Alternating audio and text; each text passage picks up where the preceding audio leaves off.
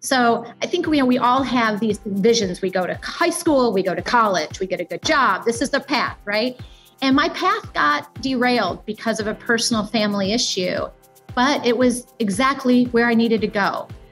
It was exactly the track I needed to get on for where my future was going to lead me. And I think if we can sometimes embrace those moments and say, there might be a reason that this is happening to me right now.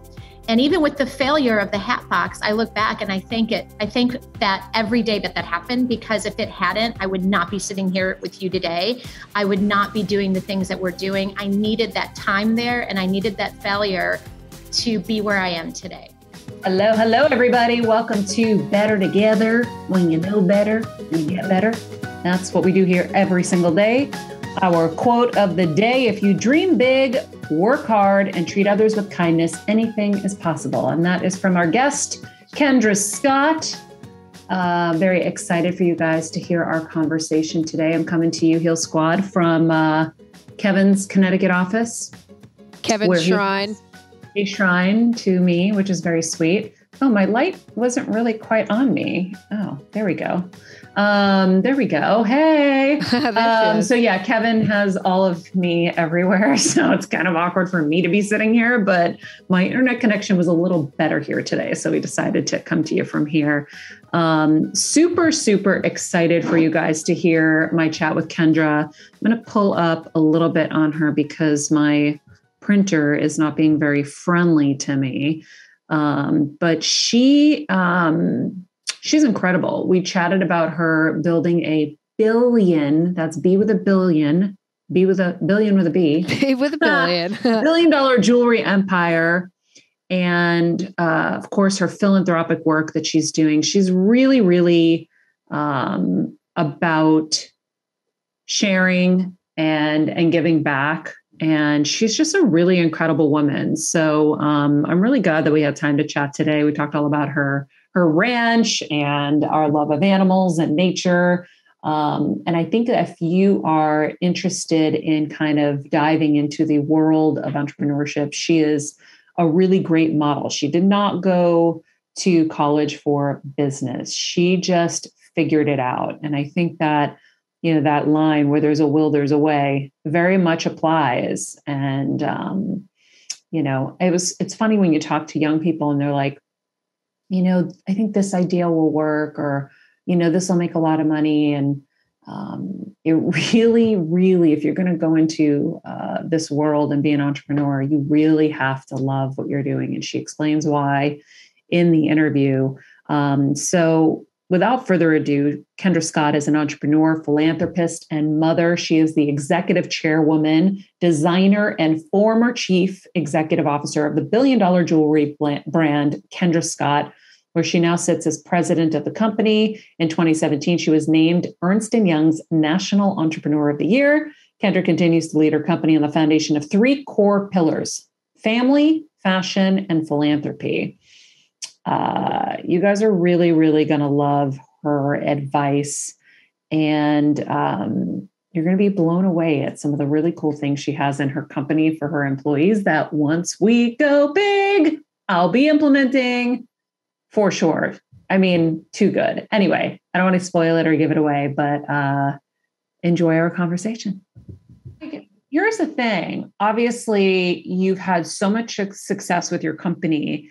And when you see that you're valued at $1 billion, like, don't you at some point want to be like, I can do that now. I can go to Italy now and say, peace out, everybody. Like, why wait? And why are there more goals? Like, I just am curious. And I know a lot of people would be curious because my dad always says, Maria, how much is enough?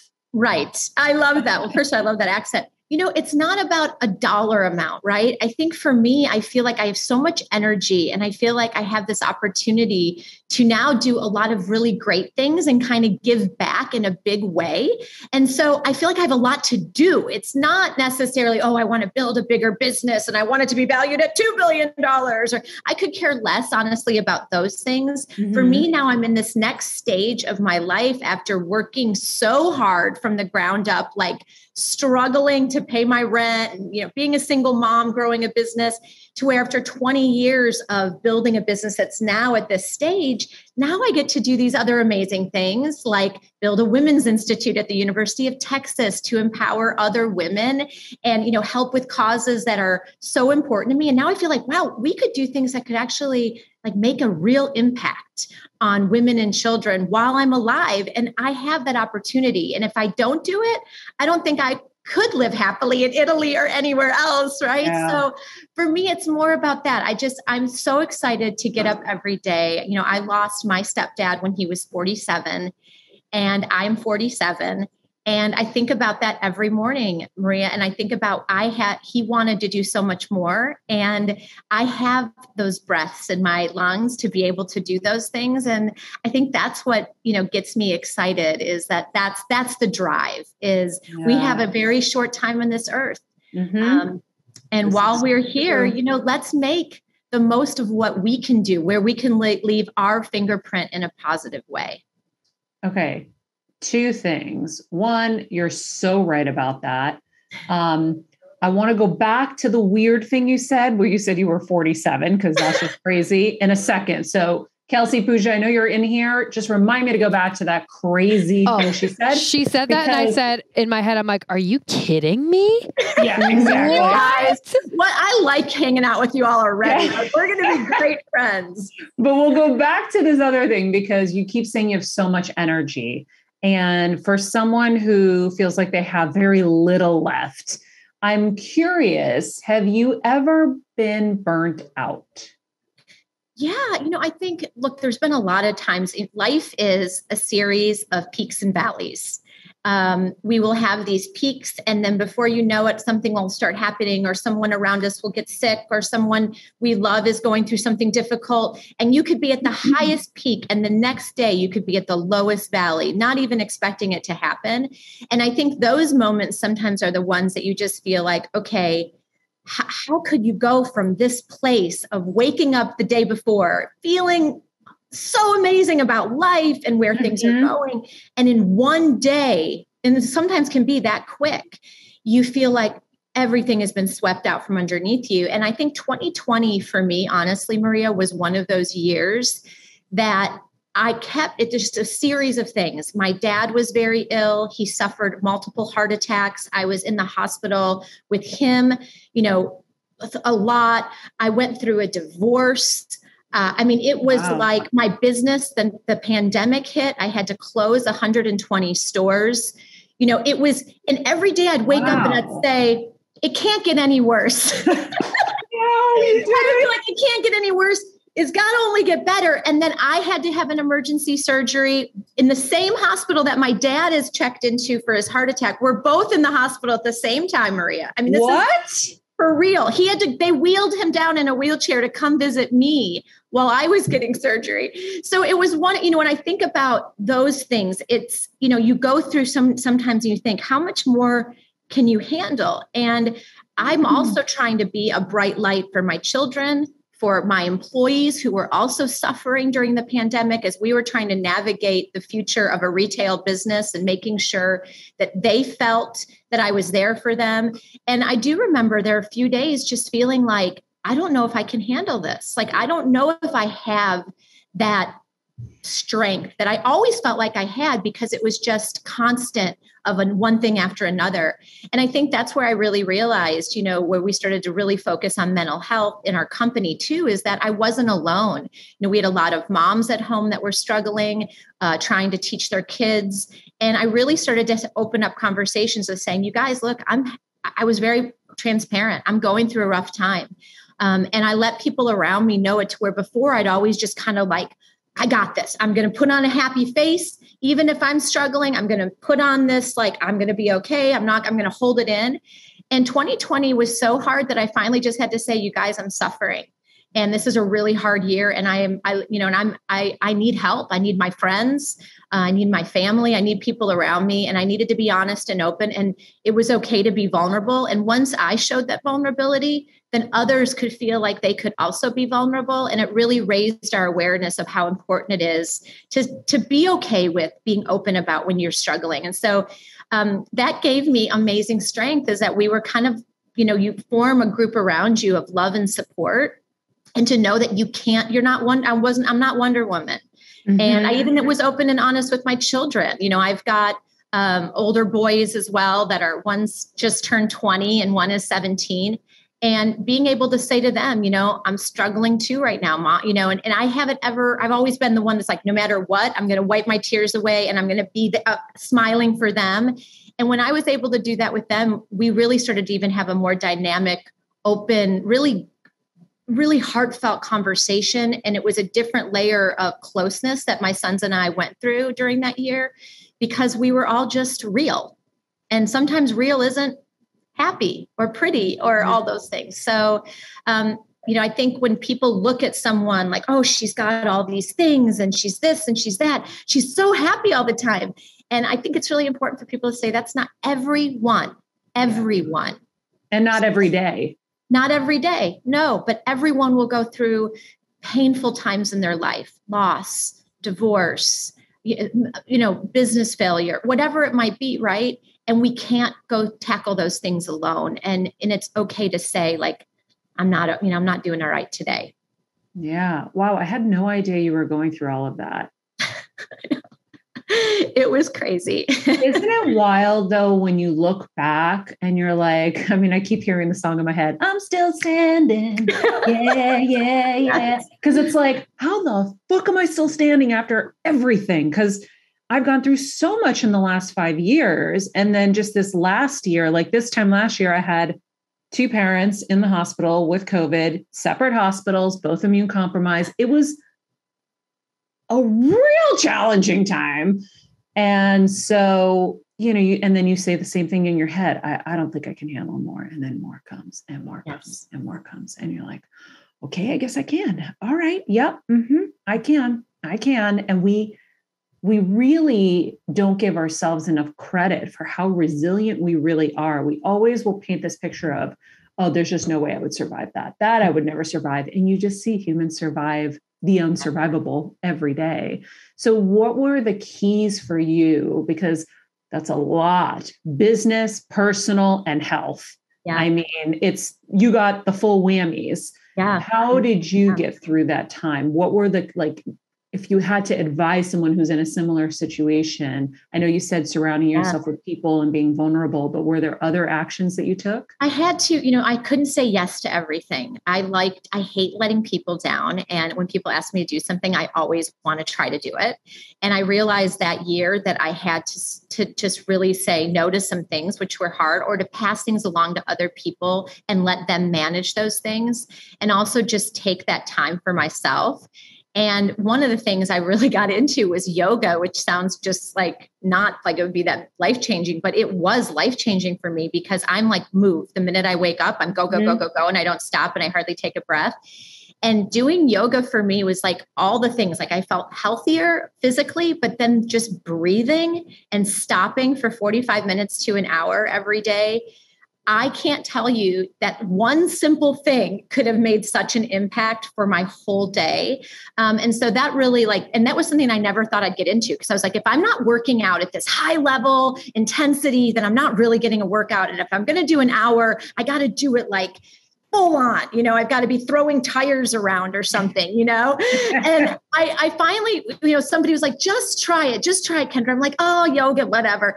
And I did. And I'm like, why have I waited all of my life to do this? And, even physically, I felt stronger and all those things. So that was huge. And then I think also understanding that I needed to let things go. And, my president at the time, who'd been with me for 7 years, I was like, the day-to-day business things, I really feel like this is a great time to pass that baton, to let you take over the CEO role and allow me to focus on things after 20 years in the CEO seat, to step back and focus on the things that I really feel I can propel, not just the business forward, but our legacy of what I want to leave behind from a philanthropic standpoint.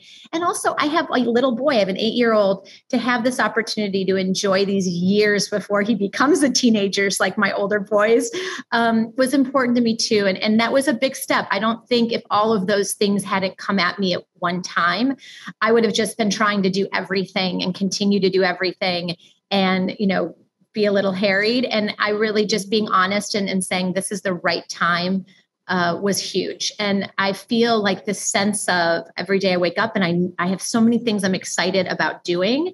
And obviously I'm still the, majority shareholder of Kendra Scott. I'm the chairwoman. I'm the head lead designer. I'm doing all the things. I really haven't, like when I say step back, it's not really step back, but I'm also allowing some of the things that, I was making every single decision on every single thing every day. Now it's like I have a great team that I've built over 20 years and I respect and trust them. And I have them in these seats and positions because they're amazing and they're so good at great at what they do. And they get it. They get the brand. They understand what we're doing. And it's really been nice to be able to kind of just say, hey guys, we got this together and have a little bit, I don't need to do all of it. Yeah. So it's big. It was big. Yeah. Why is legacy so important to you? I think for me, after losing my stepfather to brain cancer, I was, him being so young. I know for him, he felt like he wished he had time to do more to leave behind. And when he was suffering with cancer, he got to a point where he would have difficulty forming sentences. But he could understand everything you were saying to him. And he was a 2-time Vietnam veteran, a Purple Heart recipient. He spoke 5 languages fluently. So for him not to be able to speak one language, broken was so frustrating for him. But my first business was a hat company. And I started it because he had lost his hair. And I'd met so many women that had lost their hair with chemotherapy while he was going through treatment. And so I started a hat company where I was sewing cotton linings and hats for women who, so they'd be more comfortable and soft on their heads. And I had loved fashion since I was a little girl. And he said to me, Kendra, if you can do what you're passionate about, but also do something good at the same time, then that's your life's purpose is, we're all given different gifts and talents, but how do we take those gifts and talents and then also do something good that we can really empower people, right? And make a change for the better. And so fashion was my way to do that. And so the little hat company was where I could see when I'd hand a hat to someone and see how happy they made them and how beautiful they felt when they put it on and confident that I was using a skill to do something good.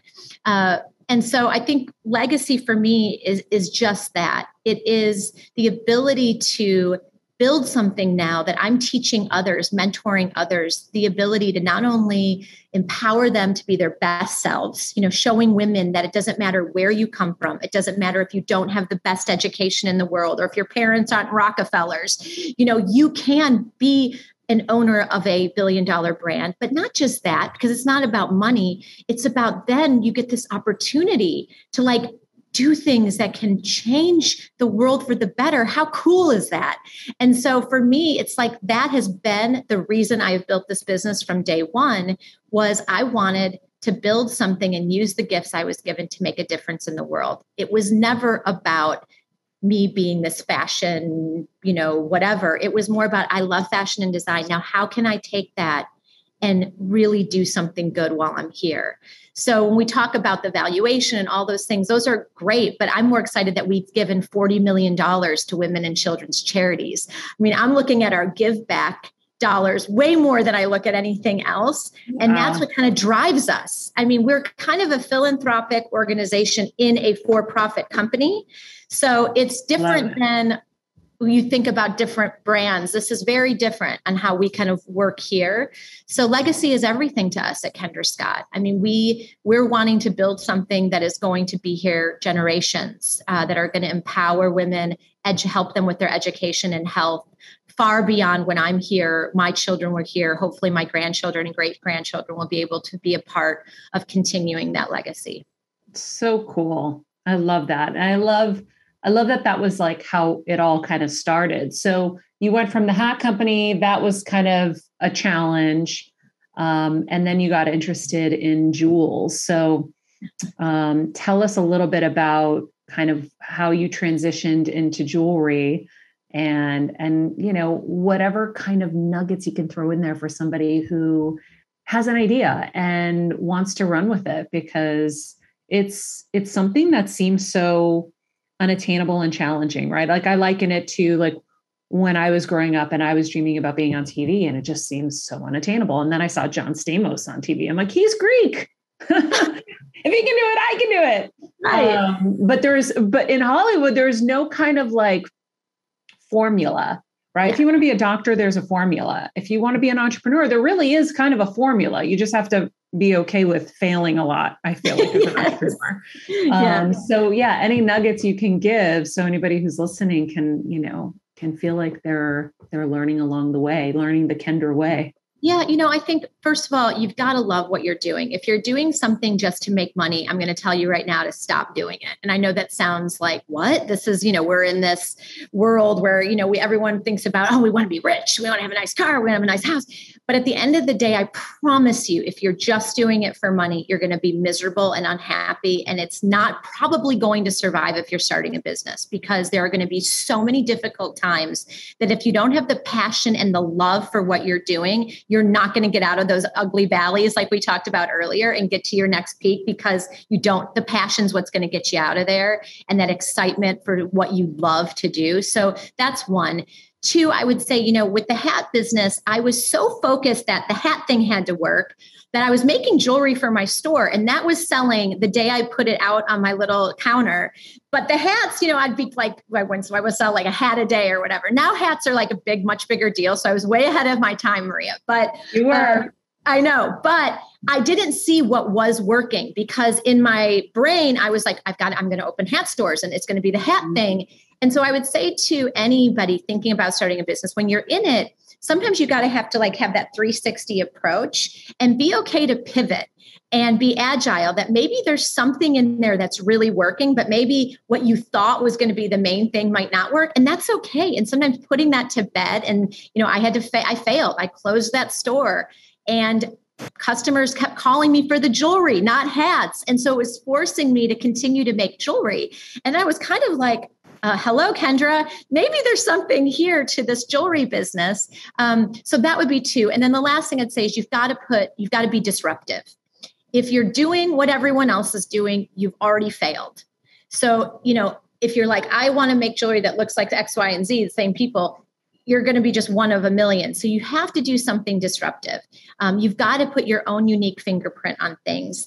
And otherwise, there's no point in doing it, right? So really looking at your competition and thinking about, one, what's out there and what do people really want? What do you want that you can't find? What do you need that you can't find? Because 9 times out of 10, there's a lot of people that feel the same way that you do. So I think that's super important. And then know that, you know, you're not going to be able to do this alone.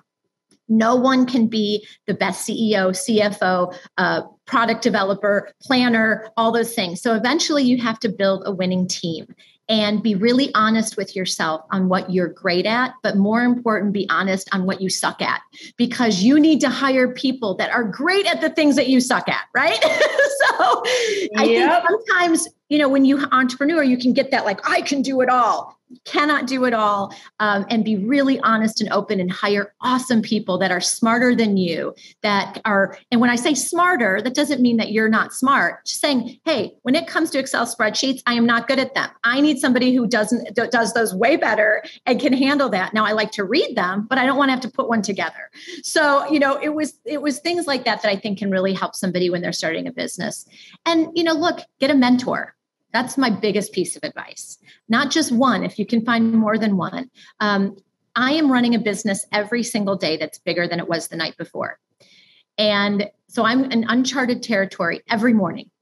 And so I have amazing mentors that have run businesses, that have built bigger businesses than mine, that I call and I'll say, hey, we're going through this right now. What are your thoughts? Do you have a few minutes? I'd love to get your take on this. I'm always wanting to be a sponge. I want to learn constantly. And I now get to mentor other young entrepreneurs who are, because I've already traveled that road they're walking on. And so I think having mentors that you respect, and they don't have to be in your field. They could be in different businesses, but how they run their business, how they treat their people, how they, reach out to their community, all those things matter. So finding good mentors will get you a long, long way in business. Yeah. And I like the advice of even people who aren't in your business, because they'll be able to look at it a little differently and give you something that somebody else might not have. And the idea of pivoting, not being so rigid and stuck on something. But, in terms of hiring people, when you are a small business, and I know you were that at one point, how do you hire the best when you can't afford the best? What tips do you have for that? Yeah, I think, initially there were 7 of us for a long time. Now we've got over 3,000 employees across the country. I will say over 95% women, by the way, which is pretty cool. But initially it was, I hire on heart. I know that sounds so crazy. We do the same thing. Kevin says all the time, hire for heart, train for skill. Yes. You can train skills, but you can't train that heart, that love, that, just that being a good, thoughtful, kind person. That was super important to me. And people that had passion, if they were excited about it. So I think about I was hiring design assistants first because I couldn't make all my samples. It was out of necessity. I was making everything myself out of my extra bedroom of my house. And, I needed help. I couldn't do all of that. So it was like a production assistant. Then it was a design assistant. Then I'm like, oh my gosh, I have to go to market. So I was bringing, some of these people were then going to market, and they were designers with me, and we were selling at the Javits Center. We were doing all these different things within the organization. And so finding people that have that flexibility to wear a lot of hats in the beginning is really great. Then you're going to get to a point where you're starting to see things increase, and you have to make that pivotal decision of, I need to hire some really good experienced folks. And those are going to cost me a little more money. When I hired my first COO, it was 10 years into the business. And I had to take my salary down to almost nothing to hire him. And I remember our controller saying, Kendra, we can't afford him. And I said, we can't not afford him. You've got to invest sometimes. So we're investing in machinery, or we're investing in manufacturing, or investing in various things. But investing in people in those key growth stages is probably one of the most important things you can do when you're running a business. And that has been pivotal as, from then to now. We went from 7 employees to 3,000. We went from, $1.5 million to now we're valued over at $1 billion, dollars. So think about the amount of people that we've been hiring, but it's still on heart. They can bring in a gold-plated resume, Maria. And if they're not nice, or they seem a little, I'm like, you're not going to be able to work here. It's not going to work. I've got to understand, and I agree. Right? I've got it. But when you walk in our stores, when you walk in our offices, you just feel that it's not this, bitchy fashion. It's like these kind people rooting for one another. We have mothers' nursing rooms. We've got, babies in the office, kids running around on scooters, with the children's play area. We've got yoga in the lawn. It's this environment that is just loving and supportive. And that's something that I think I'm probably most proud of what we've developed here, for sure. That's so cool. I love that. Fun. We have a nail salon too. So if you come, you can get your nails done. And that's complimentary if you work here. Wait, that's genius. That is the hardest thing for women to keep up with, is getting your nails done. And unfortunately, we live in a time where it's kind of a necessity. You can't. Well, and we sell jewelry, so we want our fingers to look nice, and I have never have time. So all these perks are coming from a mother of 3 who is always running around like a crazy person. I'm like, what would make me so happy is if we had a smoothie bar and a nail salon, so I could have something that I'm not starving at 3:00 when I'm ready to fall apart. I need a healthy smoothie. And we need nails. And so I'm like, we're giving this complimentary to all employees so that they can go. They'll have meetings getting pedicures, with their laptops sitting next to each other. It's amazing. It's it's like a woman's utopia here. I love that. When we built AfterBuzz, my husband put in like laundry machines. So our hosts, because he knew everyone's like burning the candle at both ends. Yeah. It's so hard to get their laundry done. So we would have our laundry machines there for them. And, we made it an environment where it felt kind of like a bar. So people could like feel like they had a night out, and it was like a cool thing. So everybody, certain people I know in certain companies try to give some kind of atmosphere for their employees so that they feel taken care of. I love the nail salon. I'm totally going to steal that someday. Kelsey, Pooja, we're all going to be getting our nails done once we go next level. So that sounds amazing. We're in. But I also think, the hiring is always, kind of like the hardest thing is how do you find the right people? And that's always challenging. But I love where you set an example. You're like, I have to do this and I'm not going to take a salary. And I've done that myself where it's like, nope, we got to put money somewhere else if you're going to try to go for it. But I think too, one of the things people say, well, how did you find these people? And in the earlier days, I would just tell anyone I knew that might be connected in any way to any business, people, or, whatever, what I wanted, like my dream COO, what he or she would look like, what their personality would be, what they were really good at, things that they might have done in their past lives of business or whatever. And literally one of those people that I would it's kind of like when you look for like the man of your dreams, you tell your friends, I want a guy who's like this, right? We write down all the things we want. When you're thinking about hiring key people in your organization, it's like write your dream person down and then share it, because the world can't read your mind. So, if we want things to happen, we got to put it out there, and we've got to let people see it.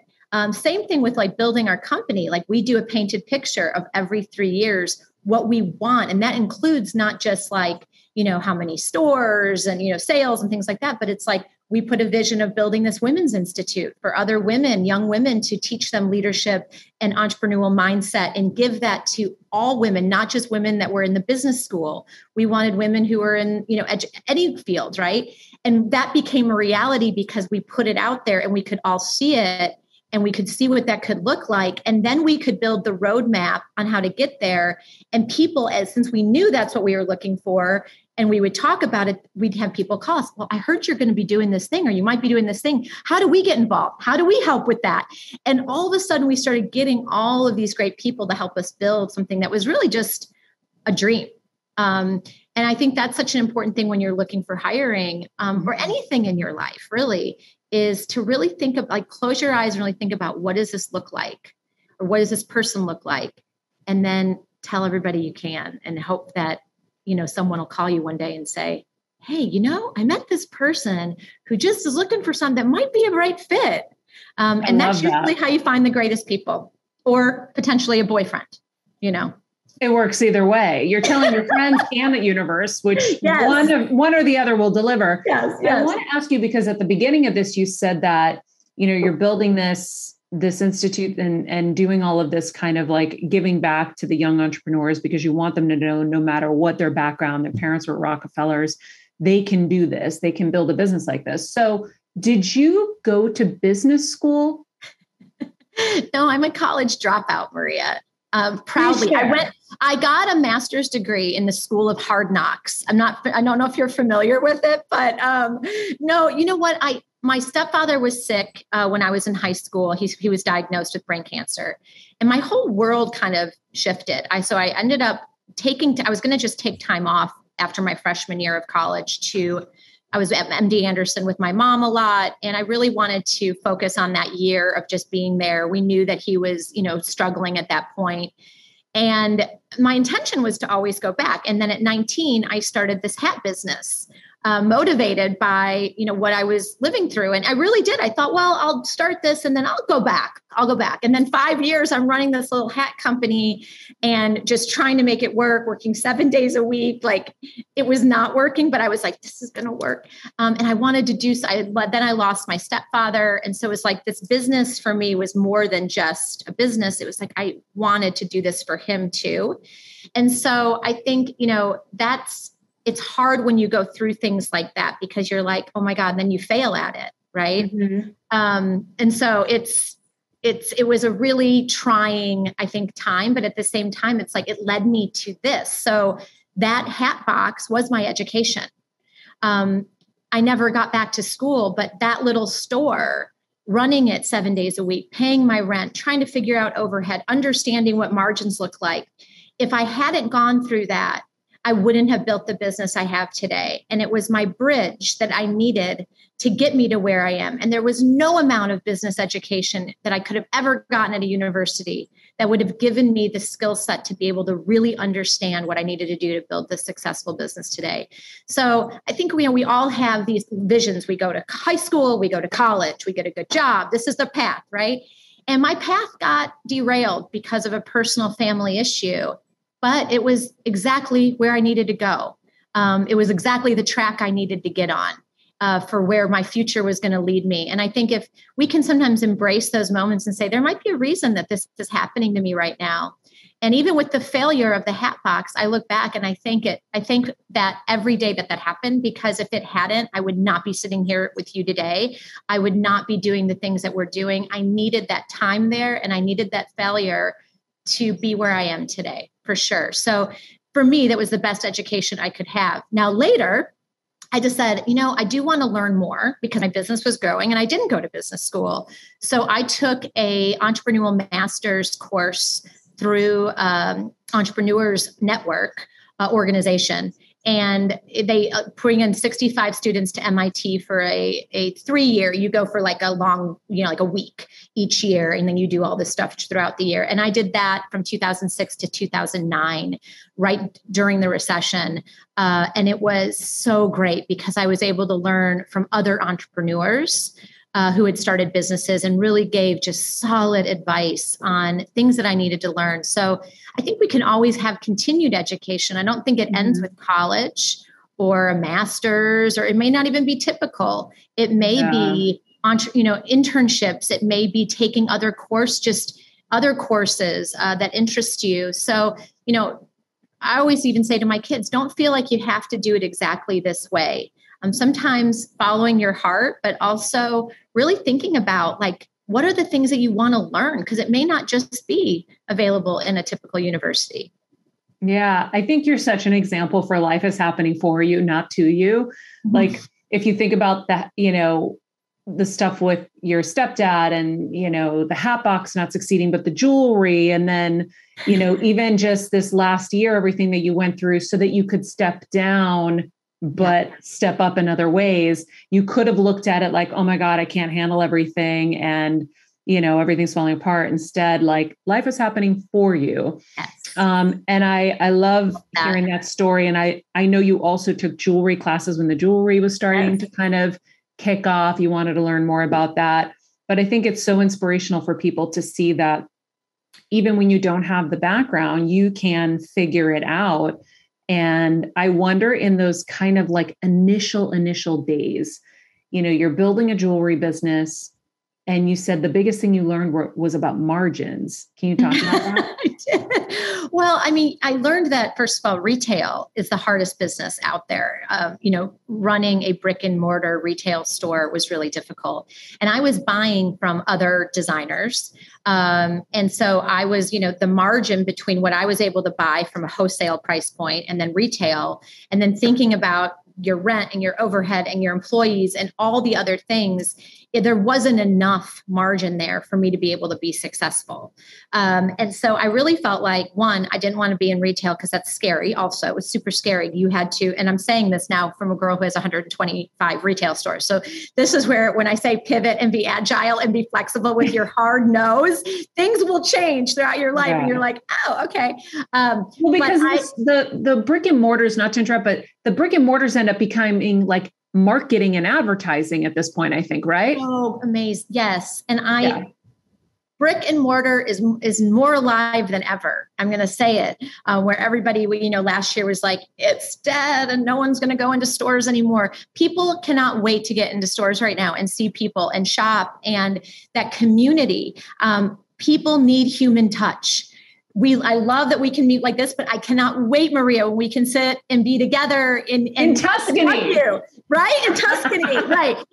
So, I mean, we need human touch. We need that connection. We need community. And so we can find those things in these places, right? And so for our stores, for me, it's all about connection. It's not about necessarily selling. It's about people coming in, experiencing the brand, experiencing the joy, having fun in the store, being with their friends, attending a Kendra Gives Back event for a charity that they love.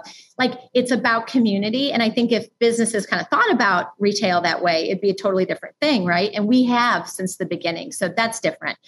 Going back, I'm trying to remember where we were, but I was afraid to open retail. I thought if I just designed and manufactured and other stores came in and wrote the orders like I did when I had my little hat box store, I'd ship it and then I would never have to worry about it again. And that would be great. And that's how I want to do. I want to be on the other end of this because I was on the other side. So I thought I'm going to manufacture and wholesale.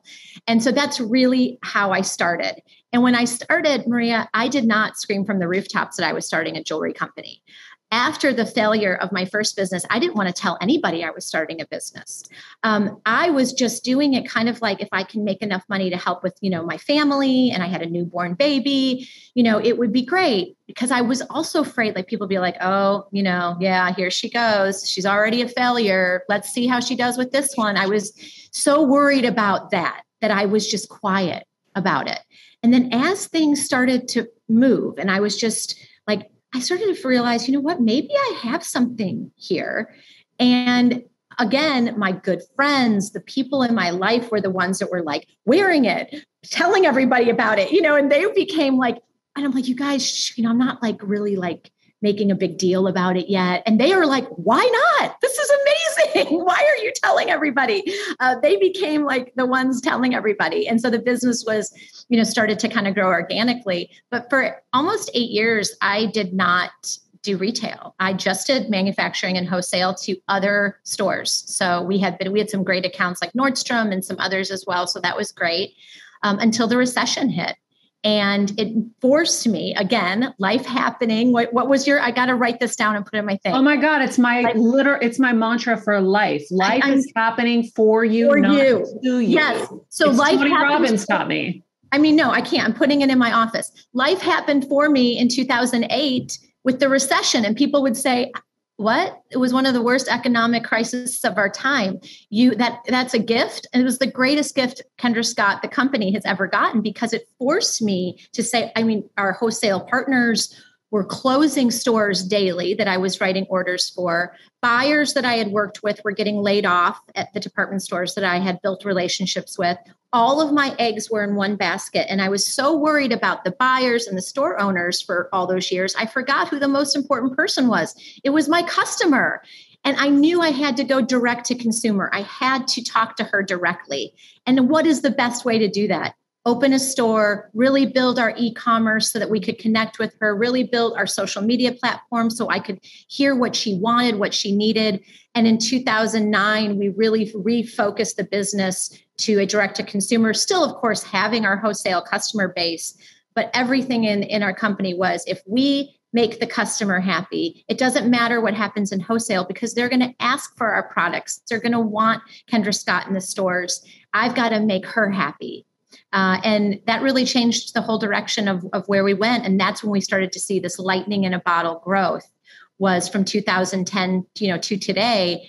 And it would not have happened. I was just kind of going along. We were growing, but not growing huge. It was safe. And then the recession hit and it shook up the snow globe, and it forced me to have to look at things differently. And it also made me create a better business. The pandemic, same thing. This was my 2020 plan in March. I was like, okay, well, that's out the window. Let's start over. And we had to get whiteboards out at my house, 6 feet apart, masks on, and figuring out, my CEO and I figuring out what we're going to do as we're Zooming our board members in of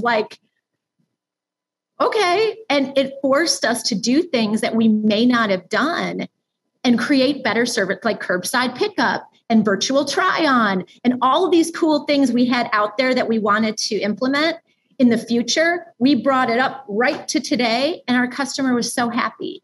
And so, I think we look at those things like you said, and you could just go, oh God, this is going to fail. I mean, there's no way we're getting out of this. Or it's like, okay, let's just see what works. And this may not work, but at least we're moving one foot in front of the other. Yeah. And that's the thing I always tell my team, it's okay if we're moving and something doesn't work, but if we just are afraid to do anything because we're afraid it won't work, we're never going to move forward. You got to paint the train while it's moving. The train while it's moving. Yeah, we're pretty good at that. All we do is paint trains while they're moving. They're moving fast. I'm like, I don't know many people that can keep up. We're pretty crazy. I love this. I think you're just so great, Kendra. You have such great energy, such a great spirit. It's no coincidence that you have succeeded so wildly and that you're giving so much of yourself back. I wonder, like, personally, what do you do for kind of your mental health, your physical health? Like, obviously, I know you said yoga, which is great. And definitely another kind of moment for me where I'm like, this yoga thing keeps screaming. I probably should try it. Trust me, please do. I got the mirror. I mean, I'm not like advertising for it, but I love it because I got it during COVID and they have the best classes. And I didn't feel like I was in a class environment where I didn't know the moves and I might not be doing it great. So I was by myself and I could see someone and be like, okay, do I look like I'm doing it right? I love that thing. So it was great. No, you're going to laugh, but so I'm engaged. You're the first to hear this officially. It just happened. I know. I'm engaged and my fiance and I have a ranch together. And I am so obsessed with being outside.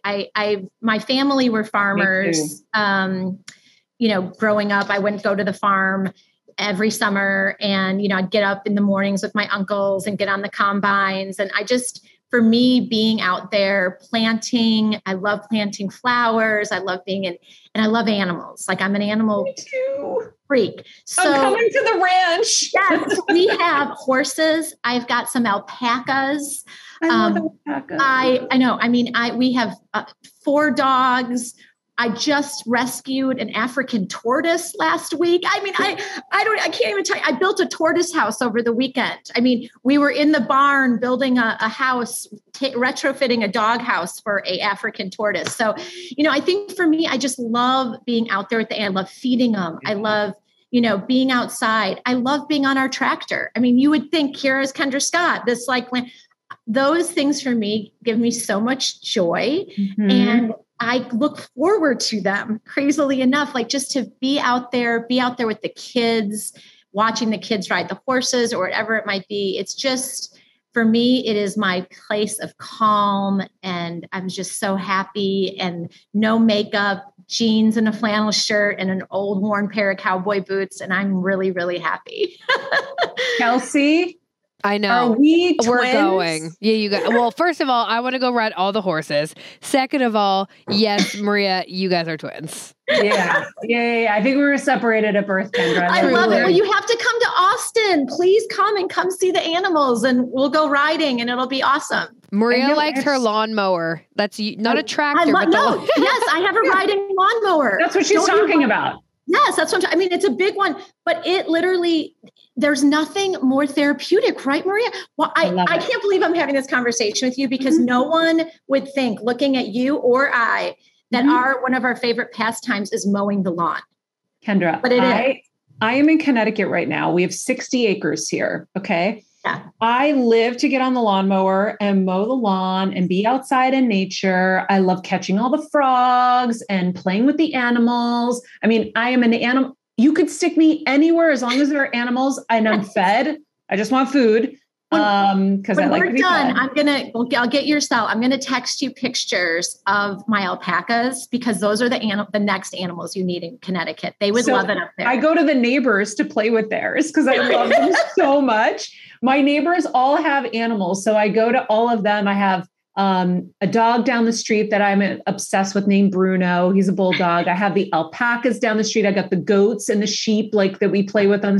I love animals. I've been an animal lover my whole life, but being in nature, like the second I got home here, I stopped grinding my teeth. Yes. I could sleep. I can breathe. Yes. Something about being in the woods is so relaxing. We have a pool in the back. When you swim in the pool amongst the woods, there's no other feeling like it. It's crazy. Right. So I fully understand. And I was telling Kevin recently, I said, I always growing up said, someday I'm going to have a zoo and an aquarium. Yes. I'm going to save all these animals. And I said to him, I think that really is what's going to make me happy in life. He's like, all right, well, we'll do it. And I go, no, not yet. No, I'm telling you, but it's just will start happening. Like this African tortoise, it needed rescued. There's a Central Texas tortoise rescue. And I don't know how I came about it. I'm like, I wasn't planning on rescuing a turtle, tortoise, but this thing is so cute. He's so cute. I'm like, oh my God, I love him. So you never know. I mean, it just happened overnight, kind of like it keeps like my menagerie, of like animals that I love them so much, and just brushing the horses, feeding them, watching them eat, like all those things that I just love. I love it all. And like you said, sitting on the patio and you can hear the bugs, like sound of the bugs and the wind in the trees. And it's those simple things for me. Like I sit out and I'm just like, instantly. Yeah. Oh, so good. Okay. So now, Kelsey, I'm going to tell Kendra some things that are going to probably freak her the hell out. So this is how insane I am. So last summer I spoke at a Tony Robbins seminar. We drove up here from Florida to Connecticut, and Kelsey was with me. And we get here and the house had been a little bit kind of overrun. My parents had been gone for a long time because, as you know, my mom was dealing with brain cancer. How long did your uncle live for, by the way, with my stepdad? I mean, your stepdad, sorry. Yeah. So when he was diagnosed from diagnosis, almost 7 years. Wow. Yeah. And he had glioblastoma. So I should know exactly the type of cancer, Marianne. I'm sorry. I don't know if that's okay. His they think was formed from Agent Orange exposure from Vietnam. So he had a tumor removed, then another tumor came back. So we were kind of going through, removing tumor, removing another one, then one form that was just impossible for us to kind of get at. We had kind of kept it at bay. At first they did not think he was going to make it more than a year. Yeah. And so, why I'm so engaged and involved with MD Anderson is because they gave us the gift of time, which is, it was amazing. But he was diagnosed when he was 40. Was it stage 4? It was stage 3 at diagnosis. Got it. Yeah. Okay. Well, we obviously have that in common as well. So my mom and dad weren't here. I was like, okay, we'll get it all kind of squared away. Yeah. Well, of course, now we're coming across different animals, different things.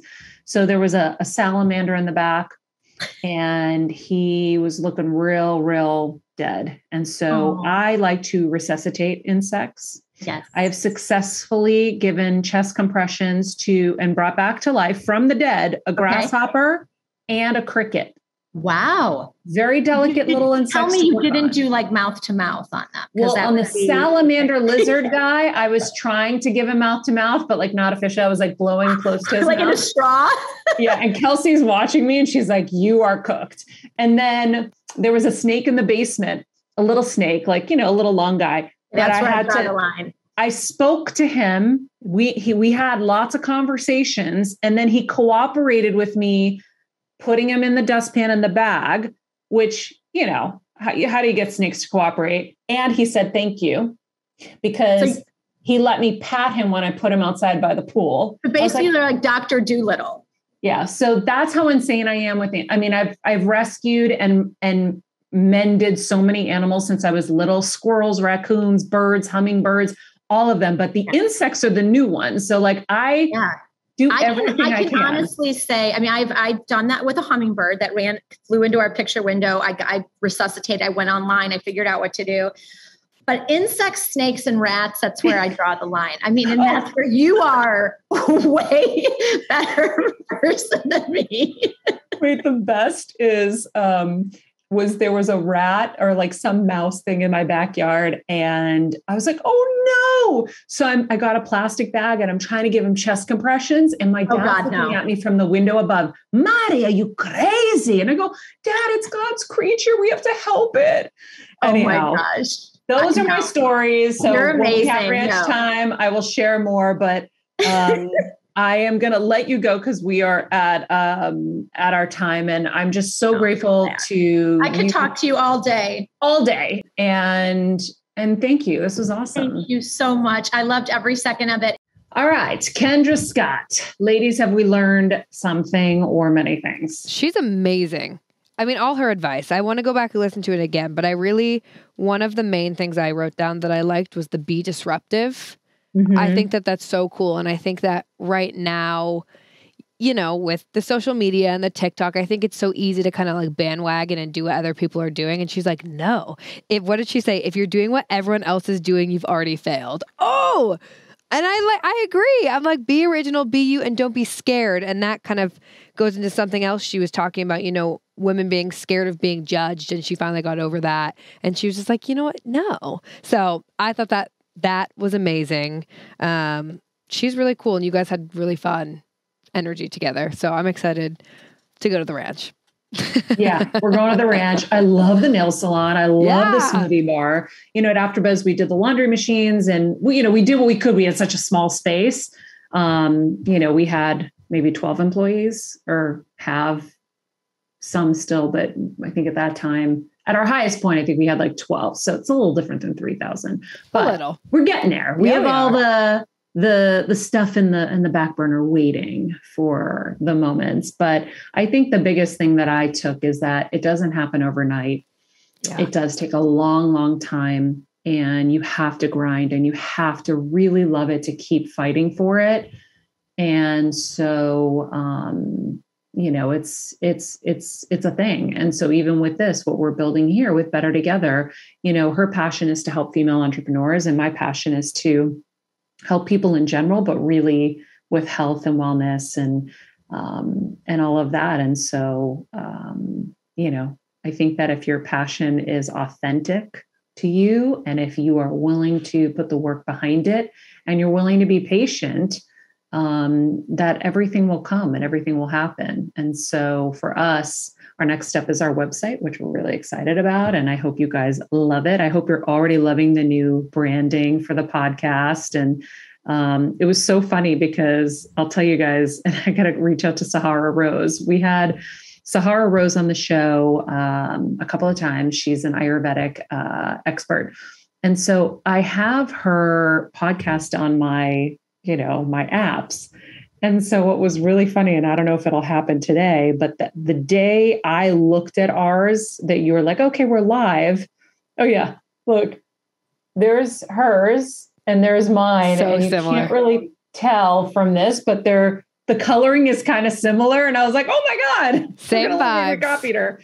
We just both have good taste and didn't realize. But anyhow, we've been rebranding, and we're going to make our website a destination so that you can go every day and learn and grow and have kind of a happy, fun place to visit. That's giving you real, true advice and true information. So I'm really excited for that launch, and that will be very, very soon. So you know what?